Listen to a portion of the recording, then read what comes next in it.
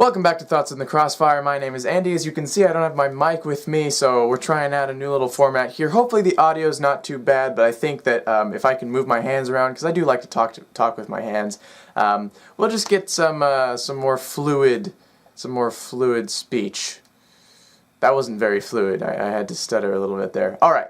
Jordan Peterson versus Sam Harris. Let's talk about it. So I've been watching a lot of videos from other YouTubers reflecting on the four talks that Jordan Peterson and Sam Harris had on the truth of Christianity and the goodness or the morality, the moral value of Christianity. Is it good for society? Is it not good for society? And is it true?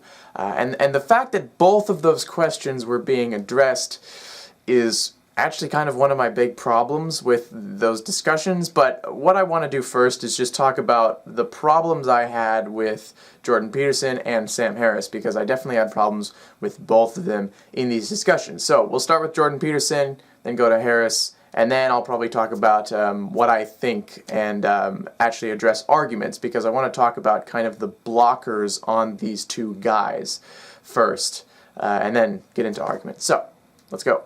Jordan Peterson's biggest problem that I see, in a nutshell, is that he won't admit that Christianity isn't really actually true. And I think the reason why he doesn't admit this is because he has such a large fan base, or such a large segment of his fan base is evangelical Christian. And this means he would be alienating a lot of his fans if he admitted this.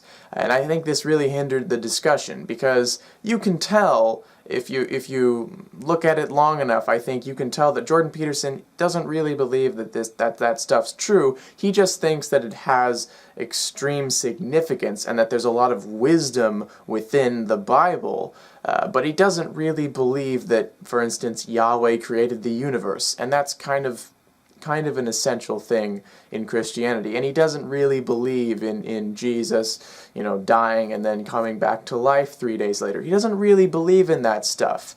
But he can't really say that, so he has to do a lot of intellectual acrobatics to avoid that.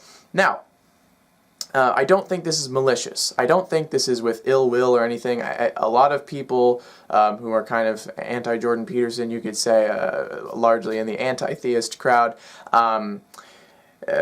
they kind of say that he's being malicious or purposely deceptive. I don't think that's the case at all. I think Jordan Peterson is doing this in goodwill.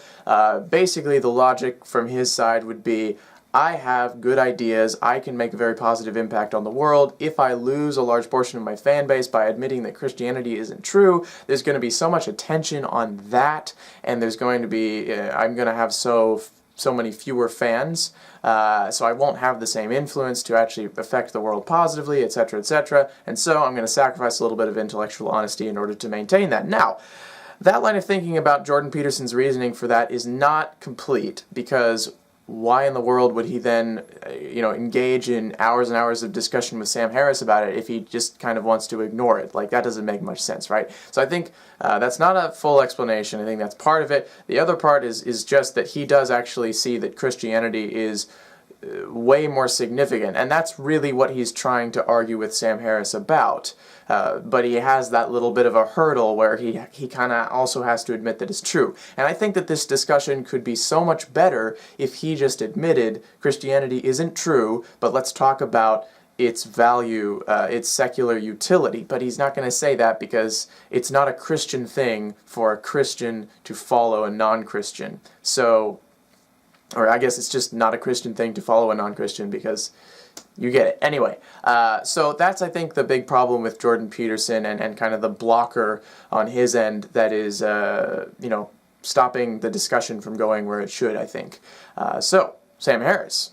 So I think that Sam Harris's problem is kind of the opposite of Jordan Peterson's, because Jordan Peterson is being all gray and fuzzy and unclear about his position on the truth of Christianity, whereas Sam Harris's problem, I think that part of Sam Harris that is blocking this discussion is his super hardline position on the goodness or the morality of Christianity.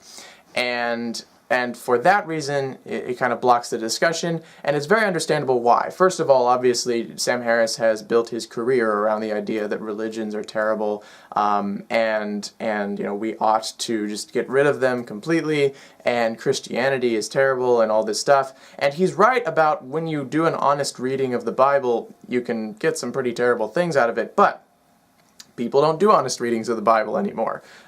Slavery is abolished and all sorts of terrible things in the Bible. Like, people don't do that anymore. And it's like, is that an honest reading? No, but it's not really a problem, right? Because people aren't actually doing that stuff. Now, there definitely are some problems that are still around because of Christianity, I think, that I will address later when I talk about my views on all of this. But I think that's really Sam Harris's big blocker, and you can also understand it from the perspective, the same kind of a thing that I was saying with Jordan Peterson, where he's going to alienate lots of his fans if he loosens up about this, okay? So if he starts to say, oh, well, maybe Christianity isn't a terrible thing, then you can imagine the reaction from his fans, who basically, follow him because he says that Christianity is bad, and he's smart about it, and he has arguments for it, and whatever, right? And so you got to remember that in this kind of a situation, the fans are normally following that intellectual figure not for their arguments, but for their conclusions, for the ideology, not for the logic. And so, if Sam Harris loosens up about that, he'll get a lot of backlash, similar to how Jordan Peterson would get a lot of backlash if he admitted Christianity wasn't true. So you can imagine, like, what the comments might be from Sam Harris fans. Is like, oh, Sam Harris is becoming weak. I'm so disappointed that he's, succumbing to the Jordan Peterson cult or whatever. It's like, whatever. Not saying that Jordan Peterson fans are a cult or anything, but those comments might come up, right? So you can see kind of multiple places where Sam Harris would be motivated to keep that hardline position, and I think in the case of Sam Harris, that blocker is probably less conscious than in the case of Jordan Peterson. I think it's less conscious, his kind of hardline position there. So there you go. I think one other thing is that Sam Harris, he kind of becomes intellectually aggressive, and I think this is a symptom of that hardline position, because there was a quote, I'll quote it as directly as possible, where he basically, Jordan Peterson is talking about, like, the narrative depth of the Bible, and Sam Harris says, well, this could have just been written by, some smart writers. Like, there's nothing. So the quote from Sam Harris is almost exactly this: you can turn to any page in the Bible, and no page in the Bible is going to be something that couldn't have been written by someone as smart as Shakespeare, or maybe even a little dumber. And it's like, why do you add, or maybe even a little dumber? That does nothing for your argument. All you're arguing is that this could have just been a few genius writers. You don't have to say, or a little dumber. That just, that's not necessary, and it just makes you look like a jerk. And to be honest, it kind of shows you kind of are a jerk in that little instance, right? I'm not saying that Sam Harris is a jerk. Like, he's obviously a super chill, super nice guy, but it's a symptom of that hardline position, and I think once you start being aggressive and excessive like that in your arguments, it's kind of indicative of something underlying that's probably not right. And I think, again, that is that hardline position on Christianity just being really bad. So let's get on to what I actually think about the arguments, now that I've talked about what I think was blocking the discussion. Andy from the future here. Last time I tried to record this, I just kind of went on too long and rambled, so I'm re-recording it the next day, so hopefully the color grading is not too far off, but yeah. So, as you can probably tell from what I've been saying, I'm kind of in the middle of these two guys on the issue of whether Christianity is a good thing or not. Yeah, definitely on the middle, maybe even a little bit towards Peterson on that point. It depends on who's in question. Well, we'll get to that a little bit more in a second. As for whether Christianity is true or not, I sided with Sam Harris pretty much completely on that. Christianity is a mythology, etc., etc. So, the question really here, by the way, I agree with Sam Harris on the fundamental nature of morality, more or less. I mean, I have a justification for it, and he doesn't, as far as I know. But I agree with him that essentially we should maximize well-being for humans and animals and everyone, right? So maximize well-being. So the question really here is, for me at least, as an atheist, should I be kind of a passive atheist or an anti-theist in order to maximize well-being? Or where in the balance between those should I be? Because a lot of people get their existential security from religion. And that's pretty important. So, the Nordic countries often come up. The Nordic countries are very atheistic. They're also very happy. They're like the happiest countries in the world, and the most atheistic ones. So, well, there you go. Religion is not necessary, right? Case closed. Not quite, because the Nordic countries are very wealthy. They're some of the wealthiest nations in the world, as well as being atheistic and happy and all that.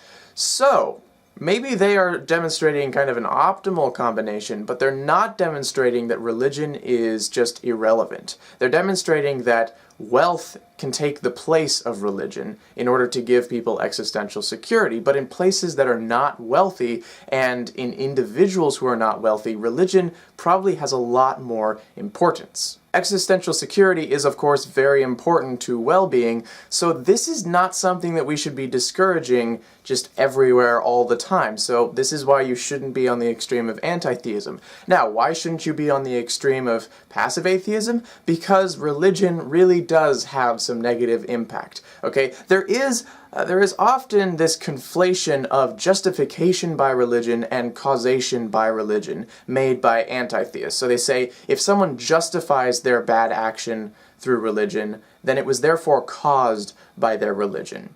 Okay, and that's not always true. Okay, and it's really difficult to find out whether that's really the case or not. Oftentimes it probably is, but oftentimes it probably isn't. Now, there are some things that I really do think religion is causing more or less directly. At least the religion existing is the majority of the reason why those things are happening. And there's two of them that are the main ones for me. Okay, homophobia is the big one, and this is in regards to Christianity again, because the discussion between Sam Harris and Jordan Peterson was about Christianity, right?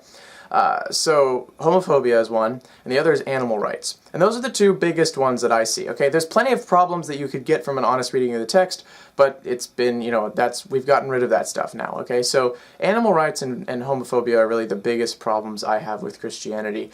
And animal rights, you might say, well, hang on a second, there are plenty of atheists who, are not super into animal rights. There are plenty of atheists who, eat meat and all that kind of stuff. So therefore, it can't be a religious problem, right? And that's true. It is not just solely a religious problem. But if someone has a religion, someone has Christianity, that's one more hurdle to get over if you're trying to show them that animal rights are a thing. Now, I'm sure lots of you watching don't actually agree with me on the significance of animal rights, so that's a whole nother discussion, but I think that's really important, and we're talking about what I think about all this. So, having Christianity in the way is an extra blocker to trying to convince someone about animal rights, and if they're religious, it's almost like you don't even want to try because it's not going to work. Whereas if they don't have that religion in the way that says that humans have a divine mandate or whatever, then it's a lot easier to approach them rationally about something like animal rights, which I think is very significant. I don't think it's a throwaway topic. I think that's very significant. Homophobia is the other obvious one, and I think, this is just an anecdote, but it's something, when I was religious, I was homophobic. I mean, I called myself not homophobic because it's like, I don't fear homosexuality, I just think it's wrong. It's like, okay, it's not really what you mean. Anyway, so, I thought that homosexuality was wrong while I was a Christian. Now I don't, and it wasn't like it took me a while after I became an atheist. It was like, I became an atheist and I was like, okay, now I don't have a reason to think this because it's just absurd unless you say God said so, right? So those are the two things that I think Christianity is really harmful in doing. And the other place, of course, is government and free speech and all of that. The separation of church and state is really important, and if that's being threatened, that's definitely somewhere where you should be able to take down religion, okay? So this also applies to something like education. So if people are saying we should have creationism as part of our education, that's something that really needs to be challenged, okay? Now, I get that plenty of Christians are not creationists, they're not fundamentalists, but a lot are, okay? So these are kind of places where we do want to take down Christianity. So what do I think we should actually do? I said, don't be totally anti-theistic, don't be totally passive, so what do we actually do? I think we should promote reason, logic, science, rationality, and anti-dogmatism, and as a result of promoting and encouraging those things, we will see wealthier and healthier societies that can sustain existential security and well-being in the absence of religion. And as maybe a secondary result of promoting those things, we will see a decline in religion and an increase in understanding of actual truth. And so, we shouldn't focus as much on religion, but we should definitely focus on dogmatism, and certainly if religion is threatening something and it can be shown with a high degree of certainty that religion is actually causing some sort of injustice, we should definitely attack it there. So, that's what I have to say, that's what I think about all this. Obviously, it's a much bigger discussion than the scope of a single YouTube video, so let's keep on talking about it. And with that, thanks for watching.